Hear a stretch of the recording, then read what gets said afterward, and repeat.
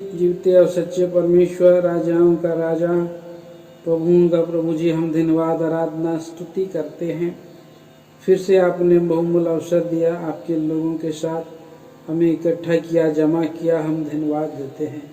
सारी सेवा में आप अनुग्रह उंडेले अयोगनिकम में दास को प्रेम प्रभु जी वचन विशेष करके गीत गाने में सहायता करें। आपके दास पर विशेष अनुग्रह हो, अच्छे स्वस्थ चंगाई में रखकर आपका महिमा करने में सहायता करें। सारी सेवा में अंधकार की देखी अनदेखी समस्त शक्तियों को मसीह के नाम में हम खंडन करके बांध देते हैं। सारी सेवा में अनुग्रह दया सहायता चाहते हो, प्रार्थना मसीह यीशु के नाम में सुने, स्वर्ग राज में ग्रहण करें पिताजी, आमीन। आइए हम लोग गीत संख्या 697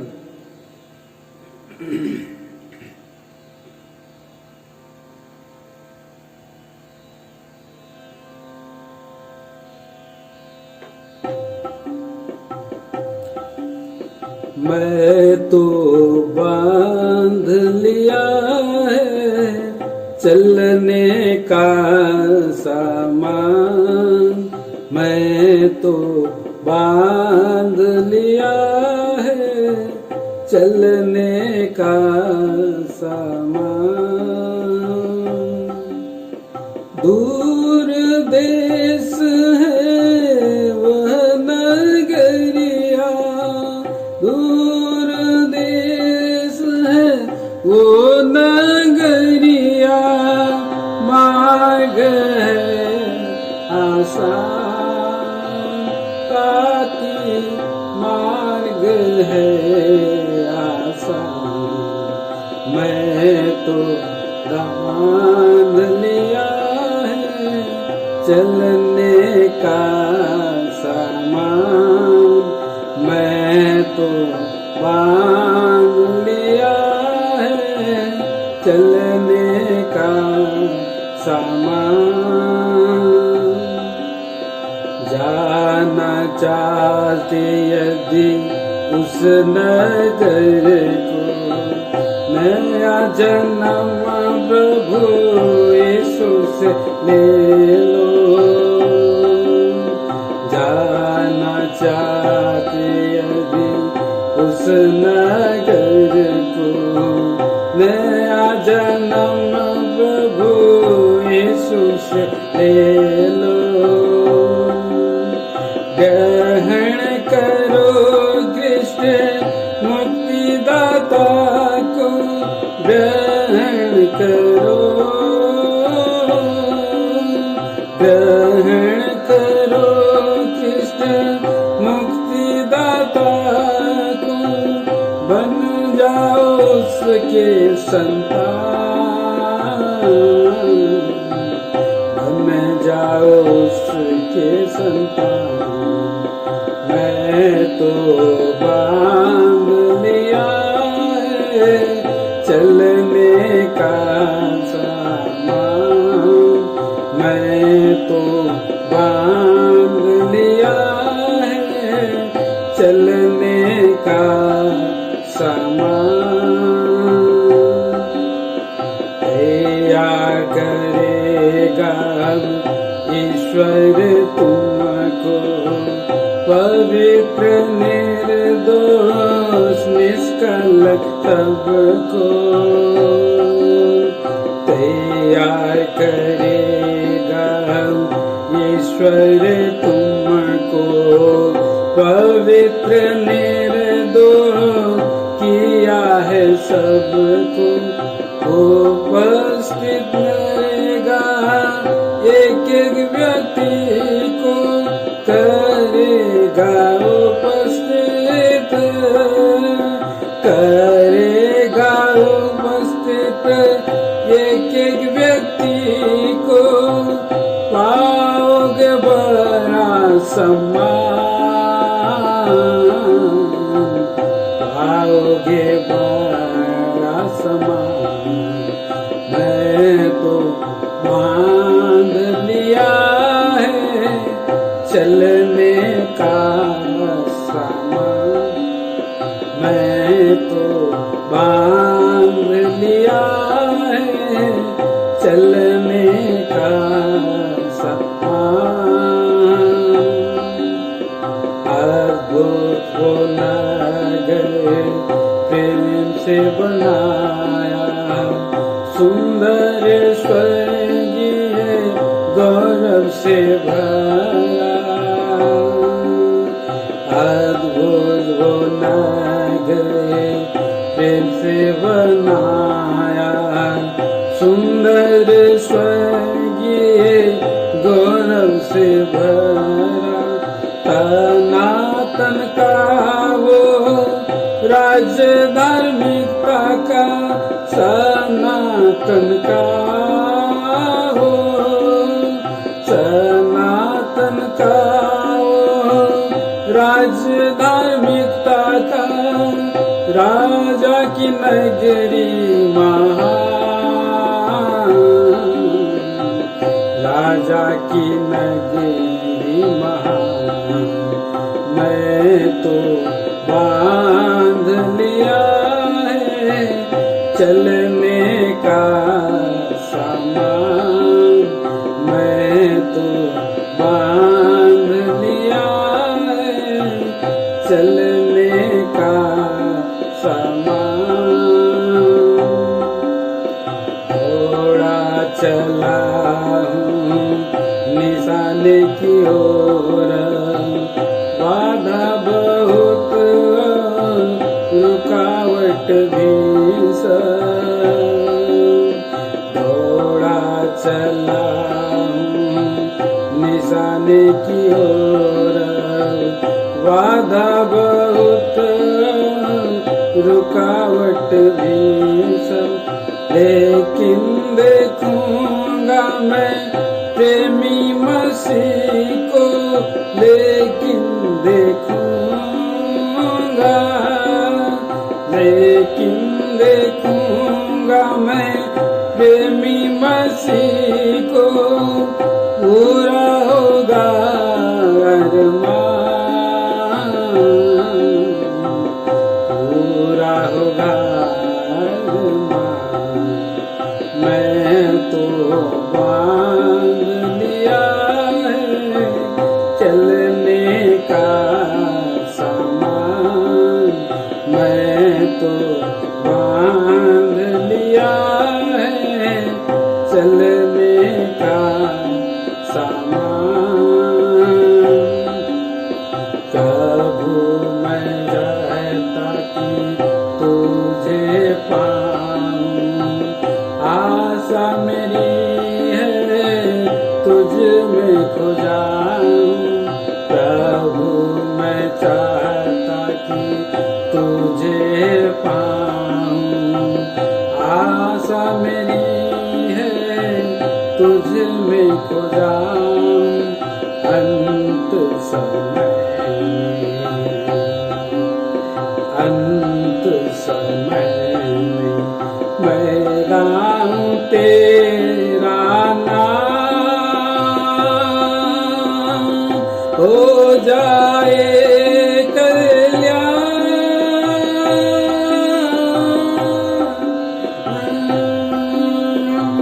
मैं तो बांध लिया है चलने का सामान। मैं तो बांध लिया है चलने का सामान। दूर देश है वो नगरिया, दूर देश है वो नगरिया। मार्ग है आसान ताकि, मार्ग है आसान। मैं तो बांध लिया है चलने का सामान। मैं तो बांध लिया है चलने का सामान। जैसा हम लोगों का अध्ययन प्रभु यीशु मसीह के क्रूस पर जाना और जो जो काम प्रभु यीशु मसीह ने क्रूस पर किया, हम लोगों ने पिछले दिनों से उन बातों पर अध्ययन भी किया। और उसके बाद हम लोग इस बात को देखते कि जब प्रभु यीशु मसीह क्रूस पर चढ़ाया गया और प्रभु यीशु मसीह के क्रूस पर चढ़ाए जाने से हम पापियों को मुक्ति मिली, उद्धार मिला, धार्मिकता मिला, जो जीवन के हम भागी बने वो जीवन अनंत है। सो इन सब बातों के लिए परमेश्वर का धन्यवाद करते हैं। अध्ययन में जिस प्रकार परमेश्वर ने सहायता की, और उसके बाद हमने इस बात को भी देखा, क्रूसित मसीह, क्रूस केवल प्रभु यीशु मसीह के लिए ही नहीं पर हर एक विश्वासी के जीवन में भी जरूरी है। इससे पहले कि प्रभु यीशु मसीह क्रूस पर जाता, हमने इस बात को देखा है, प्रभु यीशु मसीह ने अपने चेलों को क्रूस पर जाने से पहले ही ये बात सिखाई और कहा भी, अपना क्रूस उठा लो और मेरे पीछे हो लो। सो क्रूस उठाना एक विश्वासी के जीवन की न केवल आवश्यकता है पर उसके लिए जरूरी। हमने ये भी देखा था, कुरिन्थस की कलीसिया का जब पतन जिन कारणों से था, जो गिरावट थी, वहां पर वचन की या ज्ञान की बातों के द्वारा उनका आत्मिक जीवन से उठाया जाना नहीं दिखाई देता। ये बात मैं इसलिए दोहरा रहा हूं कि हो सकता है कि आज हम इस क्रूस के संदेश में अंतिम भाग को देखने पाए,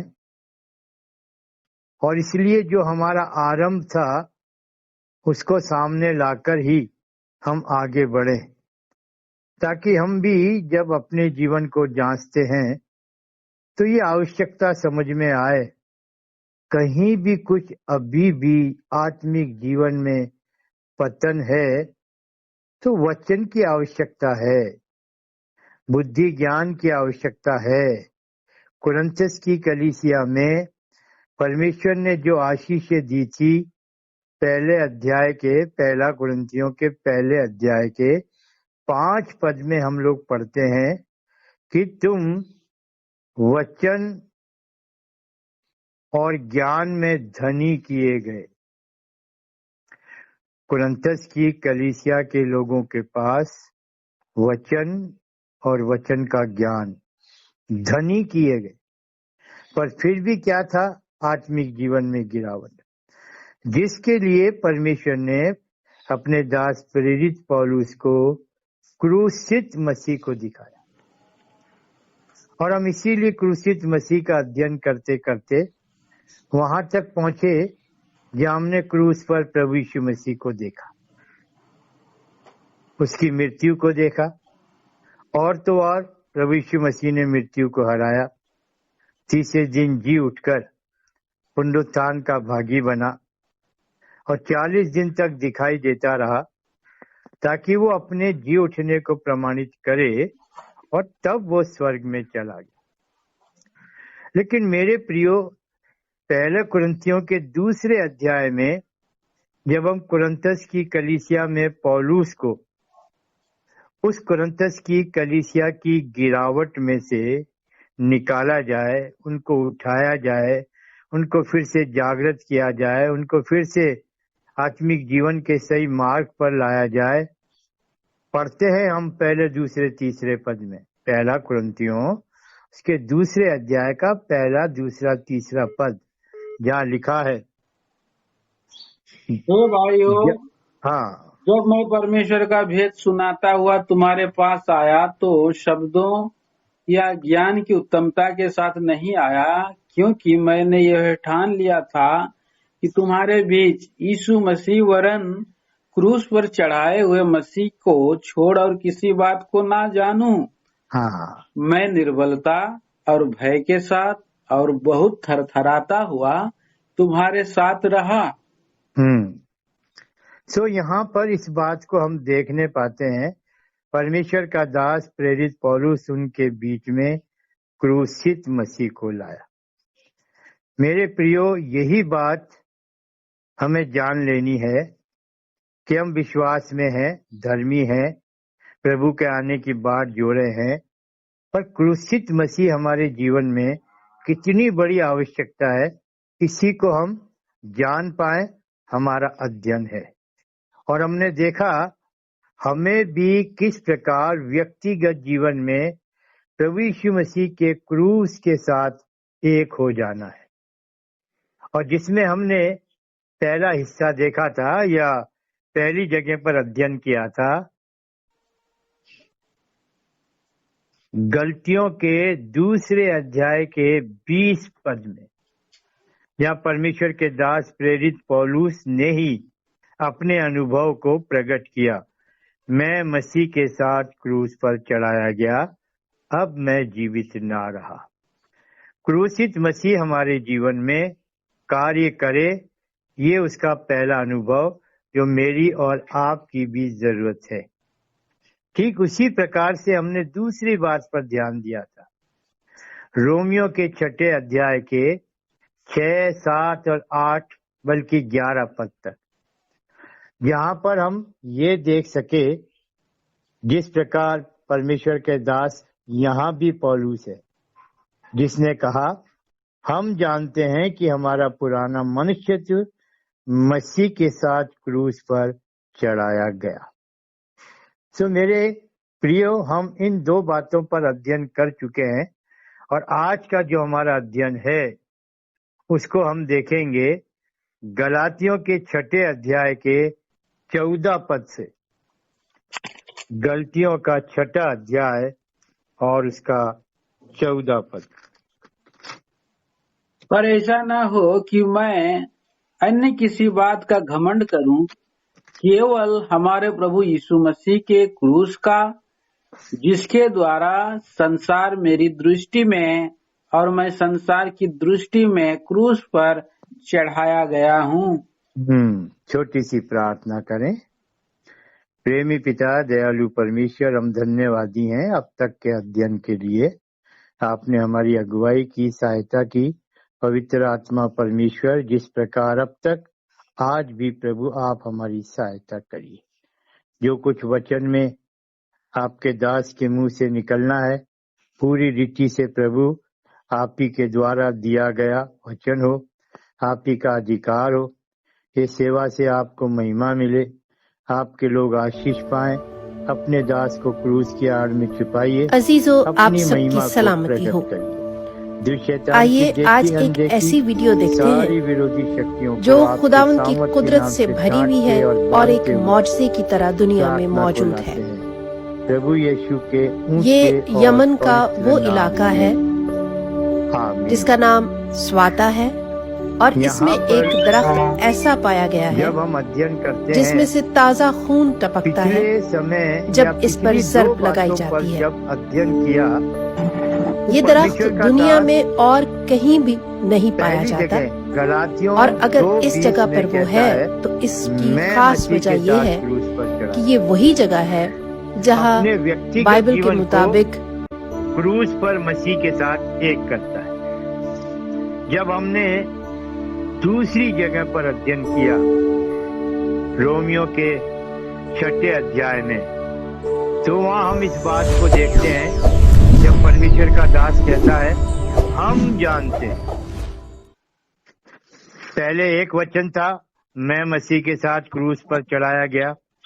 यहाँ पर हम देखते हैं एक से ज्यादा पौलुस अपने साथ अपने और भी लोगों को लेता है और इस बात की गवाही देता है। हम जानते हैं 6 पद में हमने पढ़ा था, हम जानते हैं कि हमारा पुराना मनुष्य तो उसके साथ क्रूस पर चढ़ाया गया ताकि पाप का शरीर व्यर्थ हो जाए और हम आगे को पाप के दासत्व में ना रहें। अब यहाँ तीसरी जगह हम देखते हैं ना केवल परमेश्वर का दास प्रेरित पौलुस अपने को प्रभु यीशु मसीह के क्रूस के साथ एक करता है, बल्कि साथ में संसार भी किस प्रकार से क्रूस पर, जहां हमने पढ़ा 6 अध्याय का, गलातियों के 6 अध्याय का 14 पद, मैं किसी और बात का घमंड ना करूं, केवल प्रभु यीशु मसीह का, जिसके कारण क्या हुआ, संसार मेरी दृष्टि में और मैं संसार की दृष्टि में क्रूस पर चढ़ाया गया। ये वो जगह है प्रियो जहां हमें विश्वास के साथ ना केवल अपने आप को क्रूस पर मसीह के साथ रखना है। किस दशा में? जब संसार मुझे देखे तो मुझे क्रूस पर देखे, अर्थात मैं इस संसार के लिए क्रूस पर मर चुका हूं। और जब मुझे संसार की जरूरत पड़े या संसार की अभिलाषाएं या संसार का प्रलोभन मुझे खींचे, तो मैं ये विश्वास करूं, मैं ये जानूं कि मेरी दृष्टि में संसार क्रूस पर। बड़ा विचित्र वचन है, समझने की आवश्यकता है। फिर से पढ़िए भाई, गलतियों का 6 अध्याय और उसका 14 पद। पर ऐसा ना हो कि मैं अन्य किसी बात का घमंड करूं, केवल हमारे प्रभु यीशु मसीह के क्रूस का, जिसके द्वारा संसार मेरी दृष्टि में और मैं संसार की दृष्टि में क्रूस पर चढ़ाया गया हूं। जी हाँ, ये विश्वास मुझे और आपको संसार से पूरी तरह से बचाएगा। संसार से बचाए जाने की जरूरत है, क्योंकि विश्वासी के जीवन में जिस प्रकार जितनी भी विरोधी शक्तियां हैं, चाहे वो पाप है, चाहे वो शरीर है, चाहे वो संसार है, चाहे वो मृत्यु है, कितनी चीजें हैं जो हमारे विरोध में। पर जब इन सब चीजों को हम क्रूस पर देखते हैं, तो इसी के द्वारा मेरे प्रियो हम इस सच्चाई के विश्वास में आने पाते हैं कि ना तो हम संसार के साथ जुड़ सकें और ना संसार हमारे साथ जुड़ा रह सके। क्या किया जाए? ये क्रूस है। और इसीलिए हमें, जब हम अपने व्यक्तिगत जीवन में विश्वास के साथ इन बातों को आत्मिक उन्नति के लिए लेते हैं, तो हमारे विरोध में जितनी शक्तियां हैं उनको भी जान लेना बहुत जरूरी होता है। जब तक एक पहलवान दूसरे पहलवान की शक्ति को ना आके, क्या होगा? वो लड़ाई में हार जाएगा। जब एक सेना दूसरी सेना को, जिसके बारे में सब कुछ छानबीन ना करे, उसका जीतना कठिन होगा। ठीक ऐसे ही प्रियो, हमारे भी विरोध में जितनी चीजें हैं उन सब को बहुत अच्छे से जानना जरूरी है। ये ठीक है, पाप है या शरीर है, इनमें हम लोगों ने जीवन बिताया, हम बहुत अच्छी तरह से जानते हैं। पर क्या होता है, कितनी बार फिर जीवन में पाप आ जाता है, कितनी बार शरीर हमारा काम करने लग जाता, शारीरिकता के जीवन में आ जाते। बहुत कुछ जानकर भी जैसे हमें आत्मिक जीवन में स्वस्थ बने रहना चाहिए, नहीं बने रहते। और इसलिए क्रूसित मसीह हमारी कितनी बड़ी आवश्यकता हो सकता है, यही बात को तो जानना है और समझना है। अब ये संसार है हमारे लिए। इस संसार में प्रभु यीशु मसीह आया, जानता था ये दुष्ट संसार है, बुरा संसार है, और प्रभु यीशु मसीह ने खुद गवाही दी।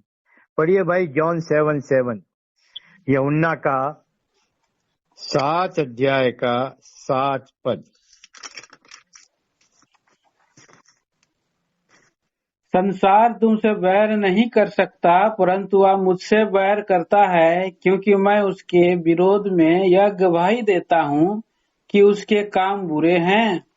देखा, खुद प्रभु यीशु मसीह संसार में है, लेकिन उसने संसार के विरोध में गवाही दी, ये संसार बुरा है। और मेरे प्रियो, इसी बुरे संसार में से प्रभु यीशु मसीह ने मुझे और आपको परमेश्वर पिता की इच्छा के अनुसार छुड़ाया है।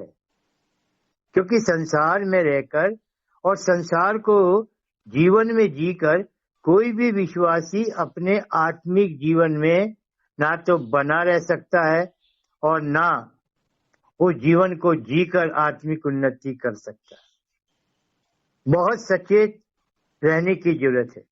और जब प्रभु यीशु मसीह ने गवाही दी है ये संसार बुरा है, और परमेश्वर ने अपनी इच्छा में प्रभु यीशु मसीह को इस जगत में भेजा ही इसलिए कि वो मुझे और आपको इस बुरे संसार से छुड़ाए, बचाए। पढ़ दीजिए भाई गलातियों का 1 अध्याय और उसका 4 पद।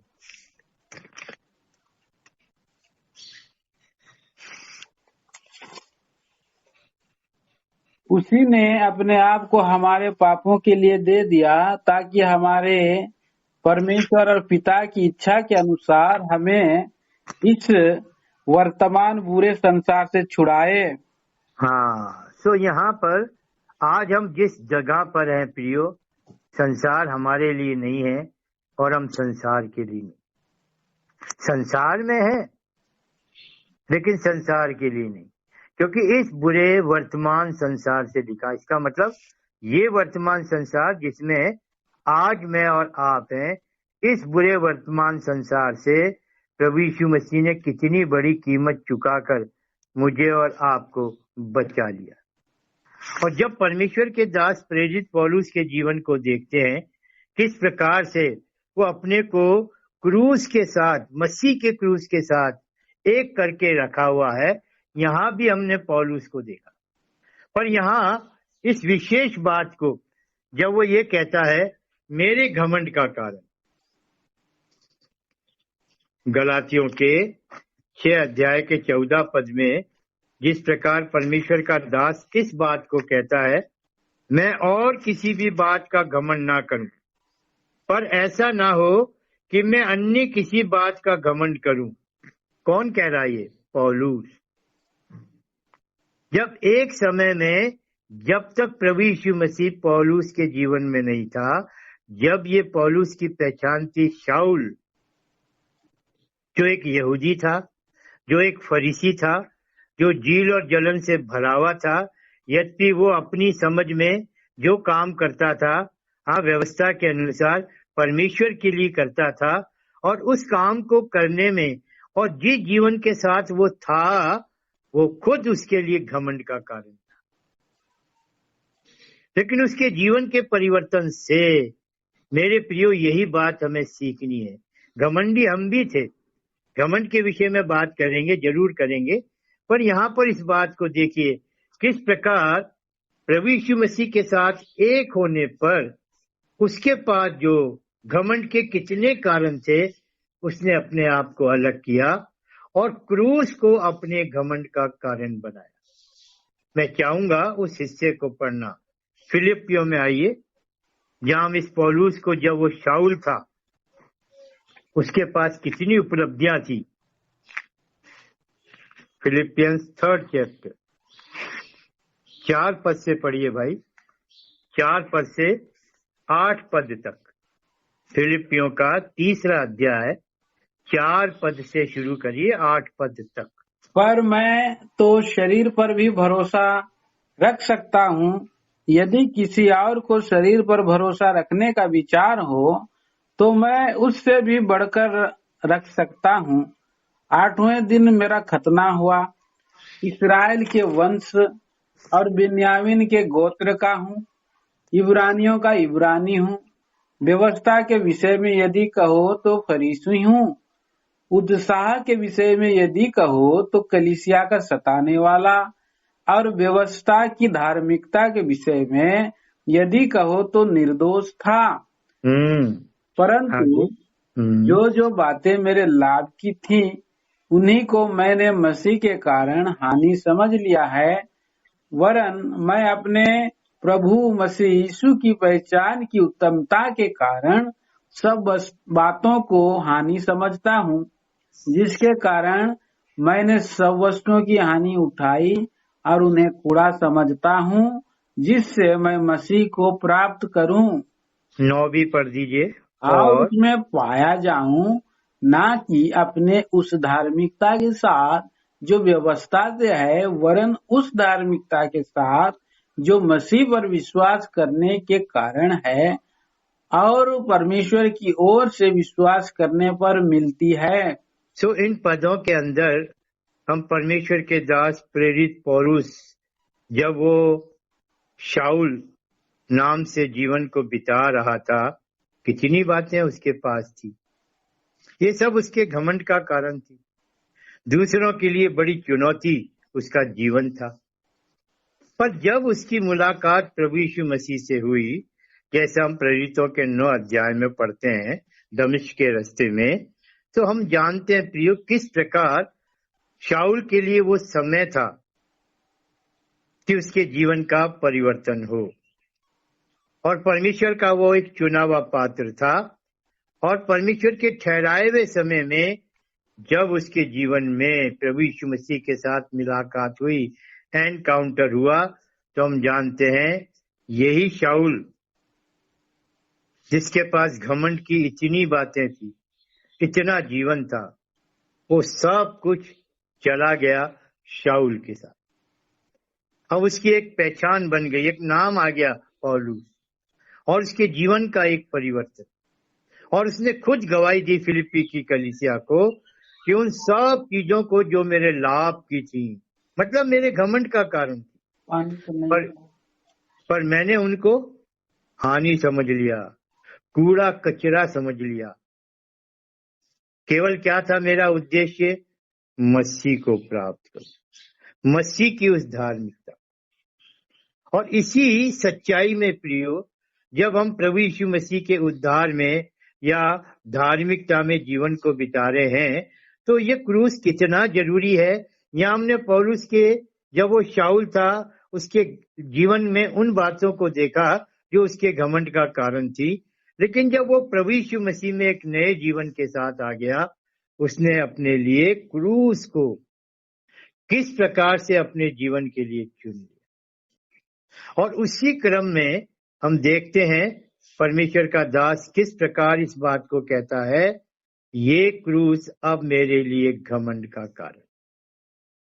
कहता ऐसा ना हो कि मैं और किसी बात पर, किसी अन्य बात पर घमंड करूं। मतलब अब मेरे लिए केवल घमंड का कारण है प्रभु यीशु मसीह का क्रूस, क्योंकि इस क्रूस के द्वारा जो उसको अनुभव मिला, वो यही तो अनुभव है कि अब संसार मेरे लिए नहीं है और मैं संसार के लिए नहीं। मेरे प्रियो, यही आवश्यकता मेरी और आपकी भी है। यदि अभी तक हम क्रूसित मसीह में इस जगह पर नहीं है, तो इसका मतलब संसार हमारे साथ कभी भी हमें छल सकता है, धोखे में ला सकता है, हमारे आत्मिक जीवन को हानि में ले जा सकता है। संसार है, संसार बड़ा प्रबल है, और संसार से अलग रहने के लिए कितनी बातों को हम वचन में पढ़ते हैं। यहाँ तक भूल जाते हैं कि ये वर्तमान संसार जो बुरा है, इसी वर्तमान बुरे संसार से छुड़ाने के लिए प्रभु यीशु मसीह को कीमत चुकानी पड़ी, अपने आप को देना पड़ा। ये जानते हम कितनी बड़ी कीमत। और इतना ही नहीं, ये भी वचन हमको दिखाता है, इसी वर्तमान बुरे संसार में से मुझे और आपको प्रभु यीशु मसीह ने चुना है। अगर कि हम संसार से चुन लिए गए तो इसका मतलब हम संसार के लिए नहीं है। प्रभु यीशु मसीह ने हमें अपने लिए चुन लिया। निकालिए जॉन 15 चैप्टर, यूहन्ना का 15 अध्याय।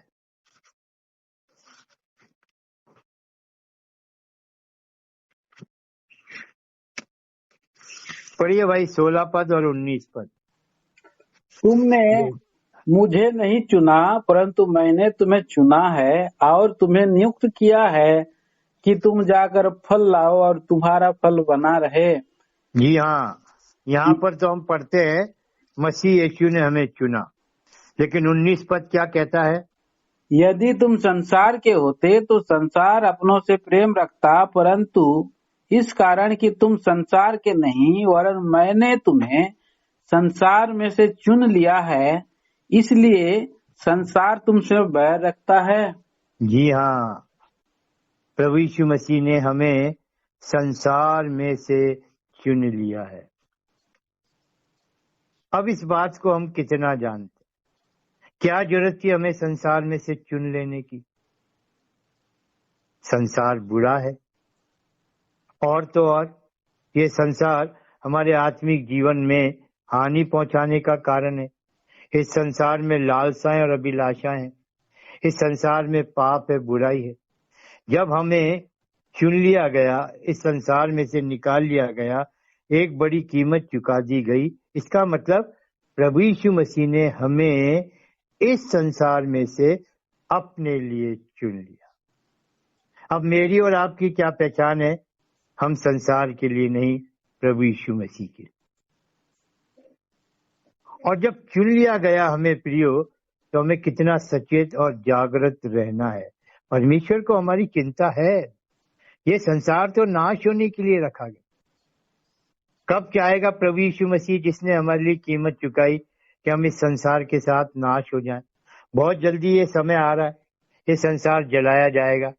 पढ़ दीजिए भाई दूसरा पत्रस 2 Peter 3 chapter verse 7 and verse 10। 2 Peter दूसरा पत्रस 3 अध्याय और उसका 7वां और 10वां पद। पर वर्तमान काल के आकाश और पृथ्वी उसी वचन के द्वारा इसीलिए रखे गए हैं कि जलाए जाएं, और ये भक्तिहीन मनुष्यों के न्याय और नष्ट होने के दिन तक ऐसे ही रखे रहेंगे।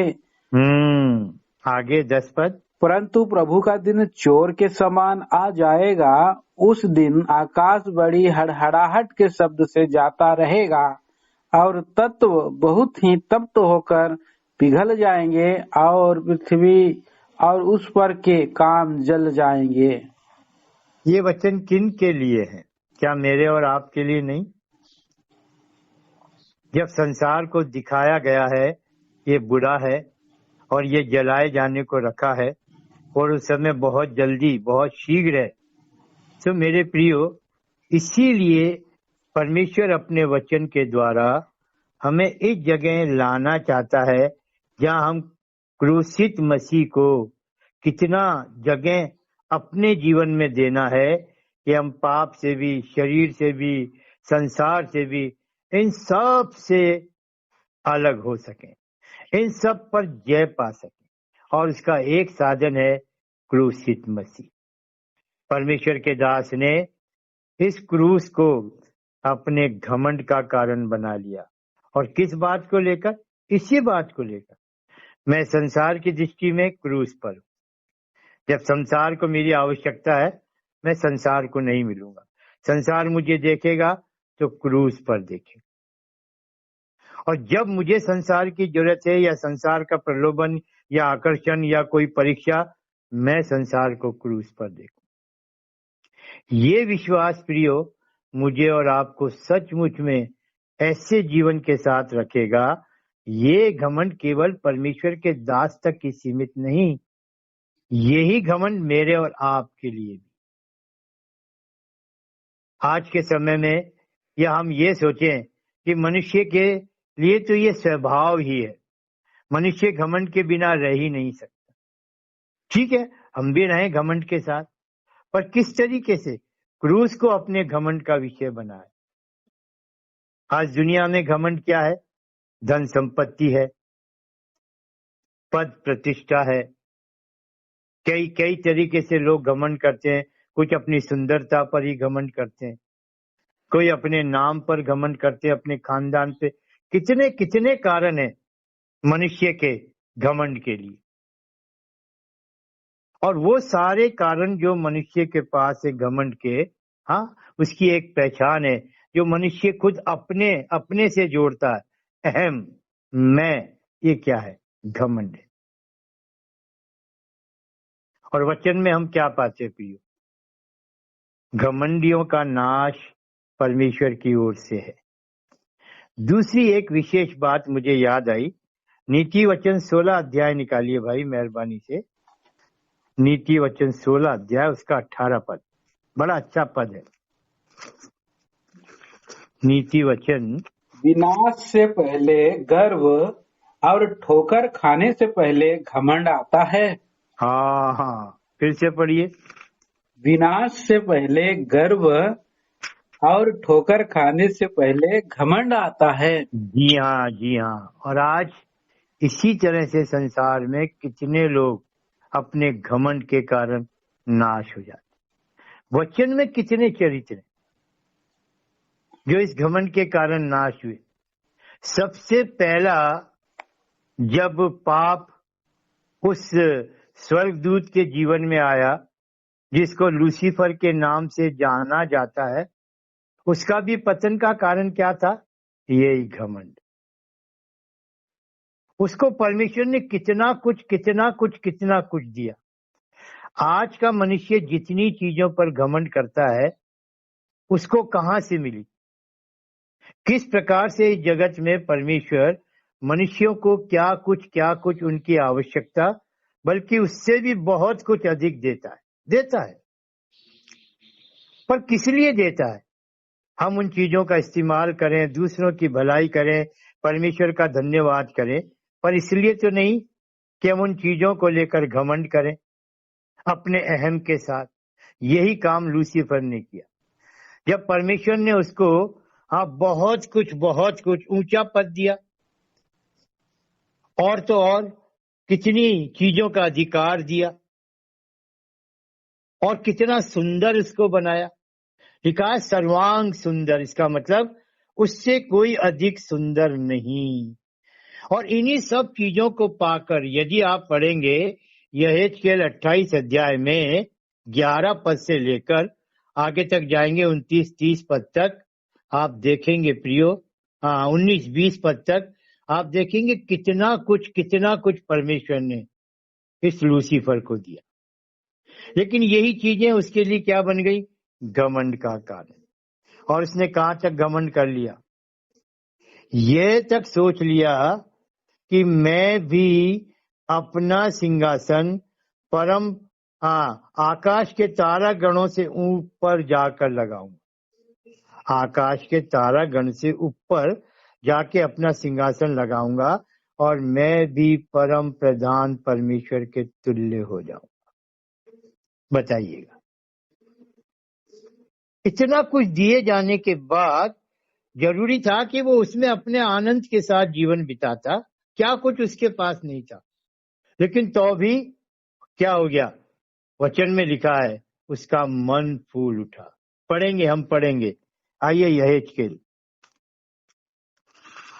ये मेरे और आपके लिए बड़ा अच्छा लेसन रहेगा। यहेजकेल 28 चैप्टर, और ज्यादा अधिक लंबा नहीं करके हम लोग 15 पद से पढ़ लो भाई, 15 पद से 17 पद तक। जिस दिन से तू सिरजा गया उस दिन तक तुझमें कुटिलता ना पाई गई। ये लूसीफर के विषय में है। जिस दिन से तू सिरजा गया और जिस दिन तक तुझमें कुटिलता ना पाई गई। पढ़िए भाई। उस समय तक तू अपनी सारी चाल चलन में निर्दोष रहा। हाँ, सब कुछ तेरे पास था, पर तू अपने चाल चलन में कैसा रहा? निर्दोष। आगे, परंतु लेन देन की बहुतायत के कारण तूने तू उपद्रव तू उपद्रव से भर कर पापी हो गया, इसी से मैंने तुझे अपवित्र जानकर परमेश्वर के पर्वत से उतारा, और हे छाने वाले करूब, मैंने तुझे आग सरीखे चमकने वाले मणियों के बीच से नष्ट किया है। 17 पद। सुंदरता के कारण तेरा मन फूल उठा था और वैभव के कारण तेरी बुद्धि बिगड़ गई थी। मैंने तुझे भूमि पर पटक दिया और राजाओं के सामने तुझे रखा कि वे तुझको देखें। जी हाँ, सुंदरता के कारण तेरा मन क्या हो गया? फूल उठा, घमंड से भर गया। और तब क्या हुआ? उसको इस पृथ्वी पर पटक दिया गया। यही लूसीफर, यही सुंदर स्वर्गदूत, यही लेन देन करने वाला, जिसको परमेश्वर ने इतना कुछ दिया, आज इसकी पहचान क्या बन गई? शैतान।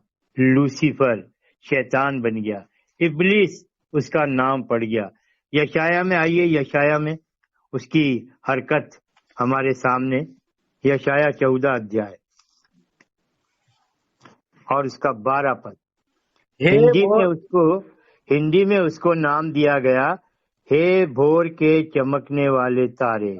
पर जब आप इसे अंग्रेजी में पढ़ेंगे, वहां पर शब्द है, नाम है ओ लूसीफर। पढ़िए भाई, हे भोर से। हे भोर के चमकने वाले तारे, तू कैसे आकाश से गिर पड़ा है। तू जो जाति जाति को हरा देता था, तू अब कैसे काट कर भूमि पर गिराया गया है। तू मन में कहता तो था, मैं स्वर्ग पर चढ़ूंगा। जी हाँ, आगे। मैं अपने सिंहासन को ईश्वर के तारागण से अधिक ऊंचा करूंगा और उत्तर दिशा की छोर पर सभा के पर्वत पर विराजूंगा। मैं मेघों से भी ऊंचे ऊंचे स्थानों के ऊपर चढ़ूंगा। मैं परम प्रधान के तुल्य हो जाऊंगा, परंतु तू अधोलोक में उस गड्ढे की तह तक उतारा जाएगा। किसके तुल्य हो जाऊंगा मैं? परम प्रधान के तुल्य। और क्या हुआ प्रियो? उसके घमंड ने उसको किस जगह से किस जगह पहुंचा। आज वो शैतान है, उसके साथ और भी जितने स्वर्गदूत, जिन्होंने जो कुछ परमेश्वर ने उनको दिया था उस पर बने नहीं रहे, उस पद पर बने नहीं रहे, परमेश्वर ने उनको भी अनंत बंधनों में डाल दिया। और तो और इन स्वर्गदूतों के लिए उद्धार नहीं है। सोचिएगा प्रियो, लेकिन हम जैसे पापियों के जीवन में परमेश्वर के प्रेम के कारण कितना बड़ा अद्भुत काम कि आज भी पापी मनुष्य के लिए उद्धार है प्रभु यीशु मसीह में, जो कीमत चुकाई। और यही लूसीफर ने क्या किया था? अदन की वाटिका में परमेश्वर की उस सुंदर सृष्टि को, जिस आदम को परमेश्वर ने अपने हाथ से बनाया, और अब उसके नथनों में जीवन का सांस फूंका, और परमेश्वर ने देखा आदम के लिए एक सहायक, उसका अकेला रहना अच्छा नहीं, पसली निकालकर स्त्री को बना दिया, हवा को बना दिया, दोनों के लिए अदन की वाटिका को बना दिया, उसमें रख दिया। क्या कुछ उनके लिए, सब कुछ जो बनाया, सारा अधिकार उनको दे दिया। पर इसी लूसीफर ने क्या किया? अदन की वाटिका में धूर्त, सांप जो नाम दिया गया, हवा को बहकाया। और बहकाए जाने में क्या था? यही था प्रियो, यही परम प्रधान के तुल्य बन जाना। आदम तो परमेश्वर के पूरे स्वरूप में था। स्त्री इसलिए दुर्बल थी कि वो उसकी एक पसली थी। आदम कितना कुछ ज्ञानी था, वचन के द्वारा देखते हैं। हर एक चीज का नाम जो रखा गया, जानवरों का, पक्षियों का, पशुओं का, सब आदम ने रखा। लेकिन हवा जो निर्बल पात्र थी, आदम से अलग होने पर शैतान ने उसका लाभ उठाया और किस तरीके से उसको पाप में गिराया। आइए जरा मेरे साथ उत्पत्ति का 3 अध्याय।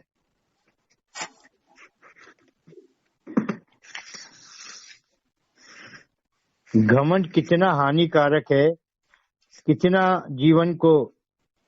तीसरा अध्याय है उत्पत्ति का,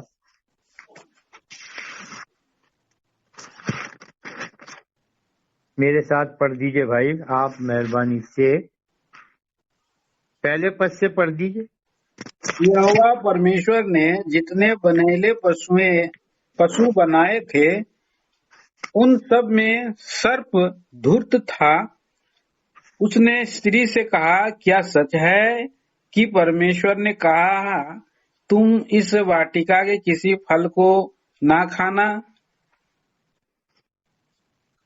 आगे। स्त्री ने सर्प से कहा, इस वाटिका के वृक्षों के फल हम खा सकते हैं, पर जो वृक्ष वाटिका के बीच में है, उसके फल के विषय में परमेश्वर ने कहा है कि ना तो तुम उसको खाना और न उसको छूना, नहीं तो मर जाओगे। सर्प ने क्या कहा? तब सर्प ने स्त्री से कहा, तुम निश्चय ना मरोगे, वरन परमेश्वर आप जानता है कि जिस दिन तुम उसका फल खाओगे, उसी दिन तुम्हारी आंखें खुल जाएंगी और तुम भले बुरे का ज्ञान पाकर परमेश्वर के तुल्य हो जाओगे। किसके तुल्य हो जाओगे? परमेश्वर के तुल्य। यहाँ भी उसने वही बात जो उसके अपने मन में थी, जो उसके गिरावट का कारण, जिस स्वर्गदूत को, उस स्वर्गदूत के जीवन से इस घमंड के कारण शैतान उस जगह पहुंचना पड़ गया। यहाँ भी उसने उसी बात को, तुम परम प्रधान परमेश्वर के तुम तुल्य हो जाओ, और स्त्री आ गई उसकी बहकाई। सो घमंड मनुष्य के लिए कितना घातक है प्रियो, कितना घातक है। समय नहीं है, नहीं तो हम वचन में कितने कितने लोगों के जीवन का अध्ययन कर सकते हैं। राजा नबूकदनेस्सर किस प्रकार अपनी छत पर, अपने महल की छत पर खड़ा होकर जब उसने चारों तरफ देखा, तो उसके मुंह से क्या निकला? ओ ये बड़ा बाबुल, इसको मैंने बनाया। क्या हो गया? उसके घमंड का कारण उसके लिए इस दशा में पहुंचने के लिए कि वो बैल की तरह, जानवरों की तरह 7 साल तक ओस में भीगा रहे और घास को खाता रहे। कितनी कितनी हानि प्रियो हम इस घमंड के कारण देखते। लेकिन परमेश्वर के दास ने इस सच्चाई को कितनी अच्छी तरह से पहचाना और अपने लिए ले लिया। उसके पास भी घमंड का कारण था, लेकिन आज उसके लिए घमंड का कारण क्या है? परमेश्वर के दास ने कहा, केवल केवल क्रूस, अर्थात क्रूसित मसीह। ये जीवन का मेरे और आपके लिए बहुत जरूरी अनुभव होना है। क्रूस हमारे जीवन में प्रियो, क्रूसित मसीह हमारे जीवन। जब हम इस प्रकार से विश्वास में जीवन बिताएंगे, हम बहुत अच्छे से आत्मिक जीवन की पहचान में, आत्मिक उन्नति के साथ, और इस प्रकार के जीवन को जीते जीते हमारी पहचान प्रभु यीशु मसीह बनेगा। हमारी पहचान इस क्रूस पर मिटती जाएगी प्रियो, मिटती जाएगी। जैसे यूहन्ना बपतिस्मा देने वाले ने कहा, मैं घटूं और तू बढ़े। जैसे पौलुस ने कहा, मैं मसीह के साथ क्रूस पर चढ़ाया गया, अब मैं जीवित न रहा, मसीह मुझ में जीवित। मेरे प्रियो, ये सब बातें किसके लिए हैं? केवल इसलिए नहीं कि हमारे लिए किताबी ज्ञान बने, ये जीवन के अनुभव के लिए। ये सच्चाई है जो मेरे और आपके जीवन को इस योग्य बनाएगी कि जब प्रभु यीशु मसीह, जिसका आना शीघ्र है, बहुत शीघ्र, हम उसके आगमन के लिए अपने आप को तैयार कर सकेंगे। और इसलिए प्रियो, इस संसार को पहचान लेना बहुत जरूरी है। हम संसार में जरूर हैं, पर यह संसार हमारा वतन नहीं है। हमारी नागरिकता स्वर्ग की है, स्वर्ग की। हम यहाँ पर यात्री और परदेसी हैं। संसार में तो हैं, पर संसार को बरत लें, संसार को जी लें, संसार को अपने में रहने दें, बिल्कुल नहीं प्रियो। इसीलिए परमेश्वर का आत्मा वचन के द्वारा हमको सचेत करता है, जागृत करता है, ताकि हम इस संसार की सच्चाई को बहुत अच्छे से पहचाने और ये जाने कि कितनी कितनी बड़ी हानि इस संसार में लोगों ने उठाई संसार के साथ रहकर, और दूसरी बात घमंड के साथ रहकर। ये दोनों चीजें प्रियो वचन में अभी हमने पढ़ा। हाँ, विनाश से पहले क्या आता है बोलिए? घमंड आता है। और यही हुआ कितने लोगों का। और आज भी कितने विश्वासी लोग संसार की चीजों को छोड़कर, बहुत सी चीजों को छोड़कर, यहाँ तक देखने में आया कि उनका घमंड परमेश्वर के वचन को जानने को लेकर कि हम इतना वचन को जानते हैं, ये भी एक घमंड बन गया।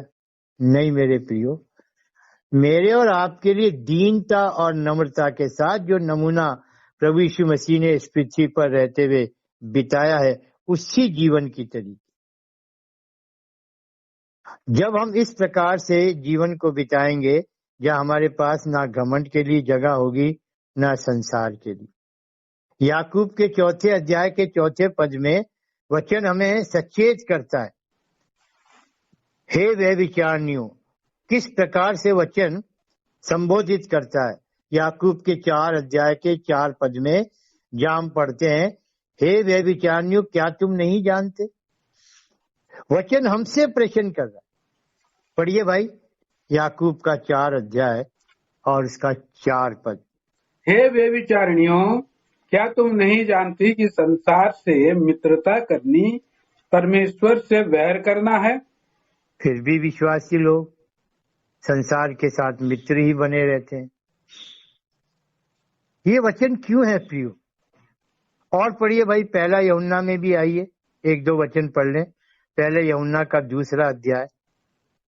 इस संसार को हम बहुत अच्छी तरह से जान रहे, पर नहीं मान रहे, नहीं समझ रहे। ये तो कह रहे हैं हम जानते, हम जानते, हम जानते। क्या जानते? अगर चीज जानना आपके विश्वास में नहीं है, जानना आपका अनुभव नहीं है, तो आपका ये कहना कि मैं जानता हूं, आप अपने आप को धोखा दे रहे हो, दूसरे को नहीं।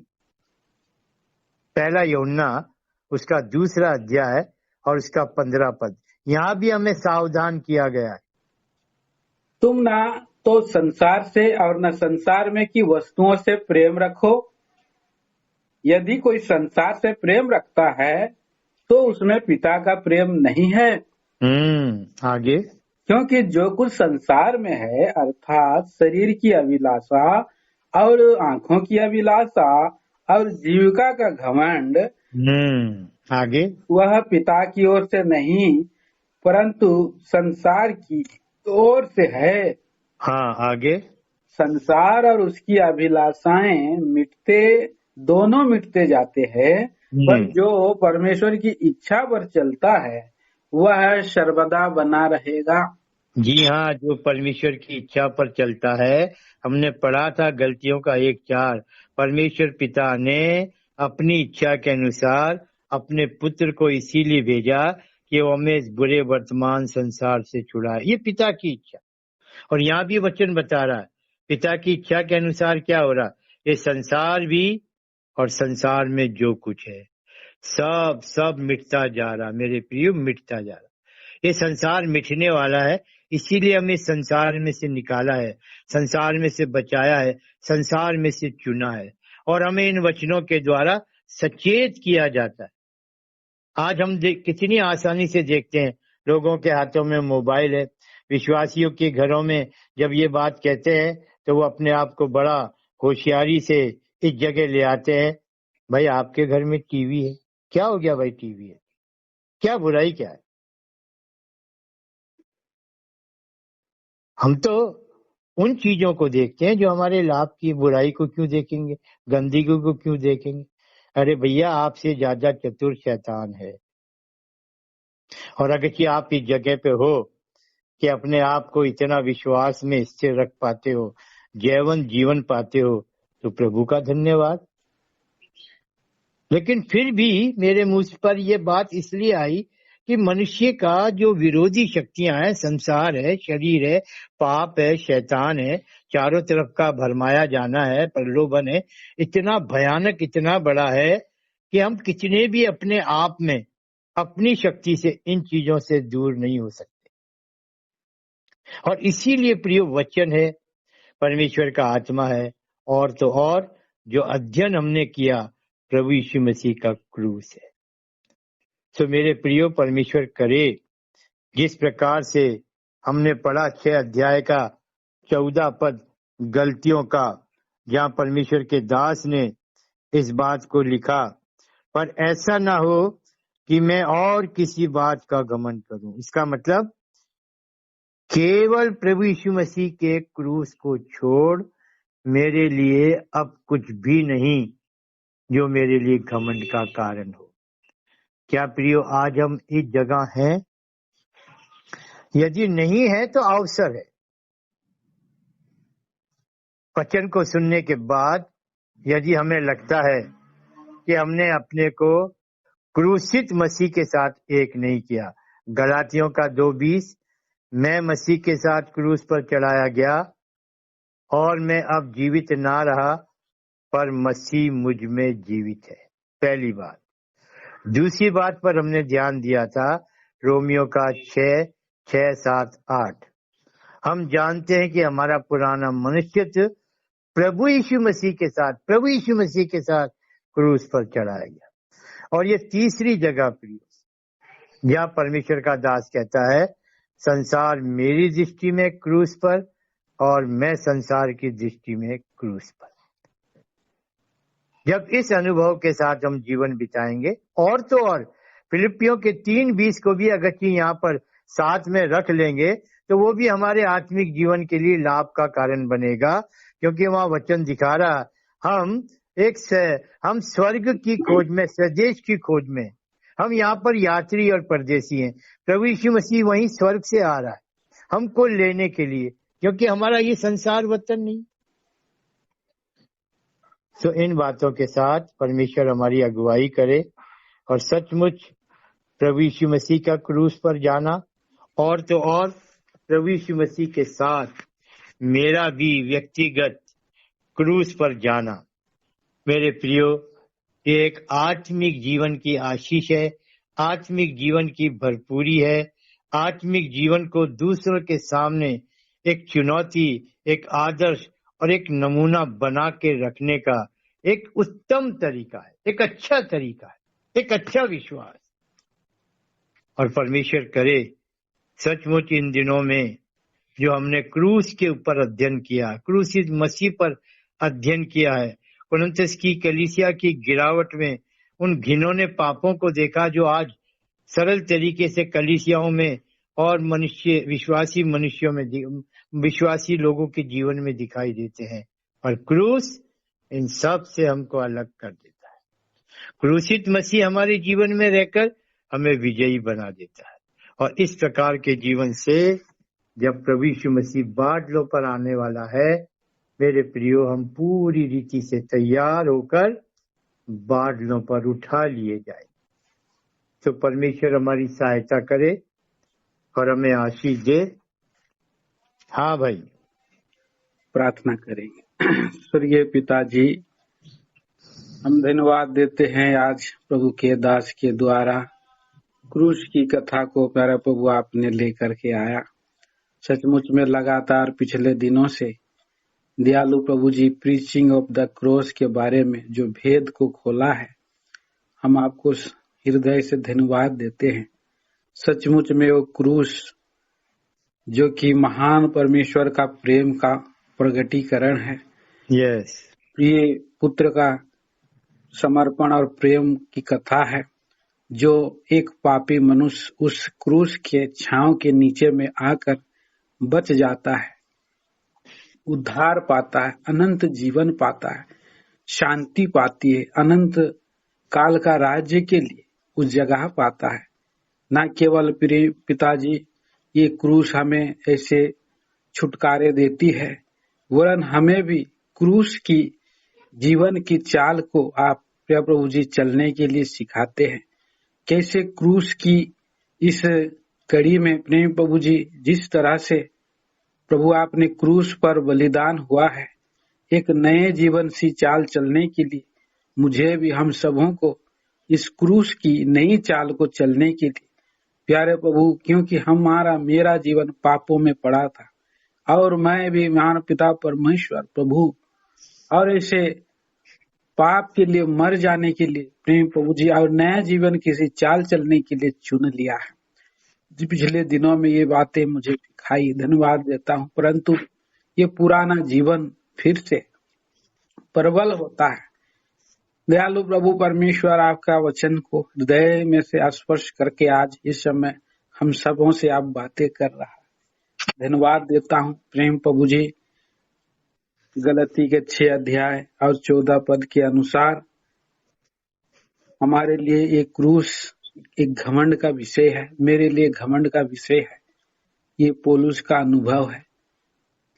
सचमुच में जब संसार मुझे ढूंढा तो मैं क्रूस पर था। इस बात का अनुभव महान प्रभु जी आज पिछले दिनों में एक आध अनुभव मुझे भी आपने दिया है। और महान प्रभु परमेश्वर, आज मैं देखता हूँ तो संसार भी प्यारे प्रभु जी क्रूस पर चढ़ जाए, ऐसे दृष्टि में मैं जीवन बिता सकूं। छोटी मोटी जो कुछ भी महान प्रभु जी अभिलाषाएं हैं, शरीर की अभिलाषा है, आंखों की अभिलाषा है, जीविका का घमंड है, ये घमंड प्यारे प्रभु अनंत काल के और विनाश की ओर ले जा रही है। महान प्रभु परमेश्वर, जिस रीति से जो आपने उदाहरण को लाया कि दयालु प्रभु जी और विनाश से पहले गर्व आता है, घमंड से पहले घमंड से पहले विनाश से पहले विनाश से पहले गर्व घमंड आता है। प्यारे प्रभु, ये घमंड आज मेरे जीवन में दिखाई ना दे। दयालु प्रभु जी, उदाहरण स्वरूप आपने लूसीफर को आपने बीच में लाया। दयालु प्रभु, सचमुच में उससे हम देख करके सीखते हैं। दयालु प्रभु जी, वो विनाश अपने आप को इतना ऊंचा किया पर उतना नीचे चला गया, इतना तक कि मेरे जीवन के किसी बात को अगर मैं जानता हूँ उसका भी घमंड है तो मेरा प्रभु निकाल दीजिए। मेरा टैलेंट के विषय में, वचन के विषय में किसी बात का प्रभु घमंड करने का कोई जरूरत नहीं है, आवश्यकता नहीं है। केवल प्रभु आप पर ही मैं घमंड कर सकता हूँ और आपसे ही मैं प्रेम कर सकता हूँ, आपके मैं निकट आ सकता हूँ, तभी मैं सदा काल के लिए स्थिर और जीवन पा सकता हूँ। दयालु प्रभु जी, मैं धन्यवाद देता हूँ इन वचनों के लिए और धन्यवाद देता हूँ प्यारे प्रभु जी संसार के बारे में, घमंड के बारे में और दयालु प्रभु और इन दिनों में क्रूस के बारे में। क्रूस ही है जो कि प्यारे प्रभु जी और हमारे पापी जीवन को काट सकता है और उसी के पाए द्वारा ही अनंत काल का राज के लिए तैयार हो सकता हूँ। हम सबों को आशीष करे, घेरे में बनाए रखे। आपके दास को बहुतायत से आशीष दीजिए प्यारे प्रभु जी, पुनरुत्थान का सामर्थ दीजिए और भी आपके संत भक्तों के लिए लगातार प्यारे प्रभु जी इन सेवाओं को करते हुए पाए जा सके। जो भी शरीर की तकलीफ, पांव का जो तकलीफ है प्यारे प्रभु जी निकाल दीजिए और महान प्रभु जी आंखों में और रोशनी दीजिए। दयालु प्रभु जी और एपीसी 1:18 के अनुसार प्रेम प्रभु जी रिवलेशन दीजिए और विजडम और रिवलेशन आपकी ओर से मिले। आपसे प्रार्थना है आपके दासी आंटी के लिए भी और वहाँ की कलीसिया के लिए भी सारी सेवा में प्रेम प्रभु और आशीष करिए, प्रार्थना करते हैं। प्यारे प्रभु जी, आपके दास की जो बोझ है कि वहाँ एक प्रभु के दास भी रहे अजमेर में प्रभु, इसके लिए भी आप उसको प्रगटीकरण करिए, रिवलेशन दीजिए, दिखाइए। संपूर्ण आदर महिमा गौरव दे देते हुए प्रार्थना लाते हैं मसीह यीशु के नाम में, सुने और स्वर्ग राज में ग्रहण करें पिताजी, आमीन। अब हमारे पिता परमेश्वर का प्रेम, प्रभु यीशु मसीह का अनुग्रह और पवित्र आत्मा की सहभागिता हम सब के साथ जो प्रभु यीशु मसीह के आने की बाट जोते हैं अब से लेकर प्रभु यीशु मसीह के आने के दिन तक होती रहे। आमीन। आमीन। सबको जय मसीह। सबको जय मसीह।